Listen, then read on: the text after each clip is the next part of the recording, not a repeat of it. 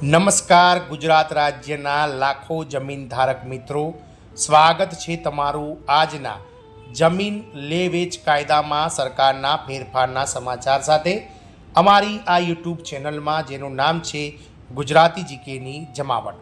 તો રાજ્ય સરકાર દ્વારા હવે 10 ગુંઠા જમીનનું પણ વેચાણ ખરીદ થઈ શકશે તેવો કાયદો જે છે તે અમલમાં લાવવામાં આવી રહ્યો છે।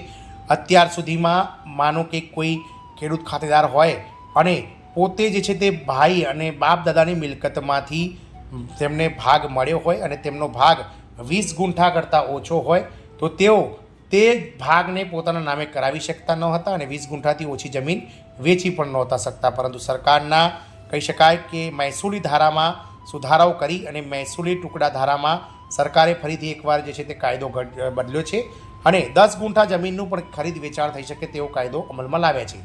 જાણીએ આજના વિડીયોમાં વિગતવાર કે સરકારનો મહેસૂલી સુધારાઓ શું છે અને તેનાથી ખેડૂતો અને જમીન ધારકોને શું ફાયદો થશે તેના વિશે વિડીયોમાં આપણે વિગતવાર ચર્ચા કરીએ।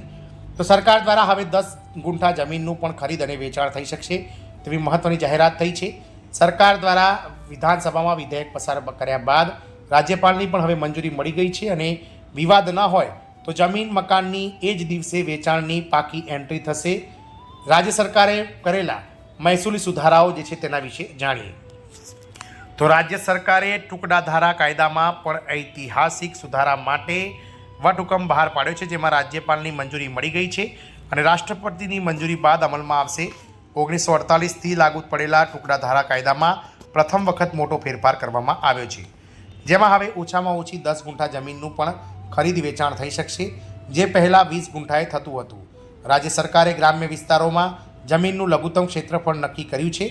ગુંઠા જમીન એટલે 1089 સ્ક્વેર ફૂટ થાય, તેથી 10 ગુંઠા જમીન બરાબર 10,890 સ્ક્વેર ફૂટ થાય।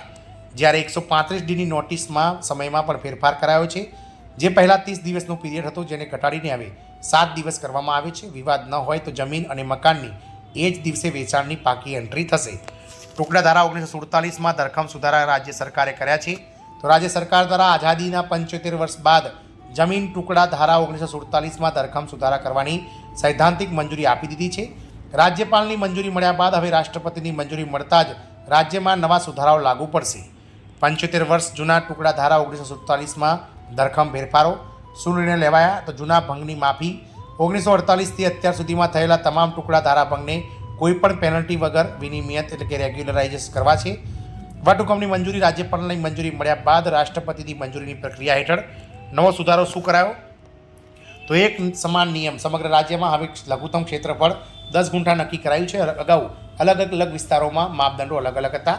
શહેરી મુક્તિ તો મહાનગરપાલિકા, નગરપાલિકા અને શહેરી વિકાસ સત્તામંડળ, પૌડા ગુડા વગેરેના વિસ્તારોને ટુકડા ધારામાંથી સંપૂર્ણ મુક્તિ અને 10% પેનલ્ટી રદ। અગાઉ જંત્રીના 10% ભરીને પણ વ્યવહાર ફોક ગણાતો, જે હવે આપોઆપ કાયદેસર થશે। શા માટે નિર્ણય લેવાયો તો જટિલતા દૂર કરવા માટે। જૂના કાયદાને કારણે લાખો ખેડૂતો અને ખરીદદારો કાયદાકીય ગૂંચવણમાં ફસાતા હતા। ટાઇટલ ક્લિયર કરવા માટે તો બોનોફાઇડ એટલે કે સાચા ખરીદદારોની જમીનમાં ટાઇટલ ક્લિયર કરીને તેમને માલિકી હક આપવા અને વિકાસને વેગ આપવા। શહેરી વિસ્તારોમાં જમીન લે વેચ અને બાંધકામની પ્રક્રિયાને અવરોધ મુક્ત બનાવવા માટે। કઈ સમસ્યાનું સમાધાન થશે તો કોર્ટ કેસોનો અંત। રેવન્યુ કોર્ટમાં વર્ષોથી ચાલતા હજારો કેસોનો કાયમી નિકાલ આવશે। ભ્રષ્ટાચાર પર લગામ। જમીન નિયમિત કરવા માટે થતી બિનજરૂરી હેરાનગતિ અને ભ્રષ્ટાચાર અટકશે। વહીવટી સરળતા। જમીનના રેકોર્ડ્સ અપડેટ કરવામાં આવતી ટેકનિકલ ખામીઓ દૂર થશે। આ નિર્ણયથી કોને રાહત તો ખેડૂતોને, જે નાના ટુકડા ધરાવતા ખેડૂતો છે કે જેમની જમીન હાલમાં 20 ગુંઠા કરતાં ઓછી છે, અથવા તો જે ભાઈઓ ભાગ પડ્યા છે અથવા જે વારસાગત જમીનો મળી છે જેમાં પોતાના ભાગે જે જમીન આવી છે તે 20 ગુંઠા કરતાં ઓછી છે, આથી તેઓ ના તે જમીન વેચી શકે છે અથવા તો કોઈ ખેડૂત જે છે તે 20 ગુંઠા કરતાં ઓછી જમીન ખરીદી શકે છે। તો નાના ટુકડા ધરાવતા ખેડૂતોને પેનલ્ટી વગર માલિકી હક મળશે। સામાન્ય નાગરિકોને જેમણે વર્ષો પહેલાં નાના પ્લોટ કે જમીન ખરીદી છે પણ નોંધ ચડી નથી તેમને મોટી રાહત થશે। રિયલ એસ્ટેટ સેક્ટર શહેરી વિસ્તારોમાં એણે અને બાંધકામની મંજૂરી મેળવવી સરળ બનશે। કોને આ નિર્ણય લાગુ પડશે?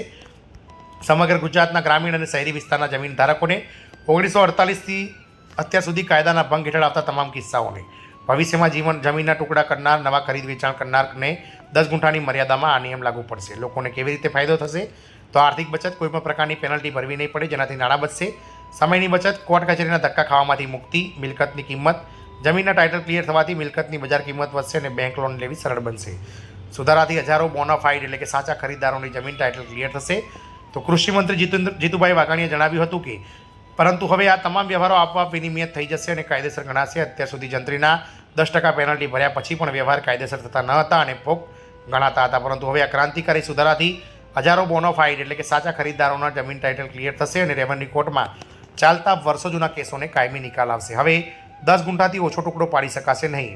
વાઘાણીએ કહ્યું હતું કે અગાઉ રાજ્યના અલગ અલગ વિસ્તારોમાં પિયત, બિનપિયત, બાગાયત અને જીરાયત જમીન માટે ટુકડાના માપદંડો અલગ અલગ હોવાથી સામાન્ય ખેડૂત મૂંઝવણમાં રહેતો હતો. હવે આ જટિલતા દૂર કરી સમગ્ર ગુજરાતમાં ગ્રામીણ વિસ્તારો માટે લઘુત્તમ ક્ષેત્રફળ 10 ગુંઠા નક્કી કરવામાં આવી છે. ખેતીની ગુણવત્તા જાળવી રાખવામાં ઉદ્દેશ્ય સાથે નિર્ણય લેવાયો છે કે હવેથી 10 ગુંઠાથી ઓછો ટુકડો પાડી શકાશે નહીં, જે ખેતીની વાયબિલિટી વધારશે. આમ ગુજરાતમાં જે 20 ગુંઠા જમીનનો નિયમ હતો કે 20 ગુંઠાથી ઓછી જમીન હોય તો કોઈ ખેડૂત ખરીદી શકતો ન હતો અથવા તો વેચી શકતો ન હતો, જેને હવે સરકારે 10 ગુંઠાનો જે છે તે કાયદો બનાવ્યો છે. જય હિન્દ, અસ્તુ.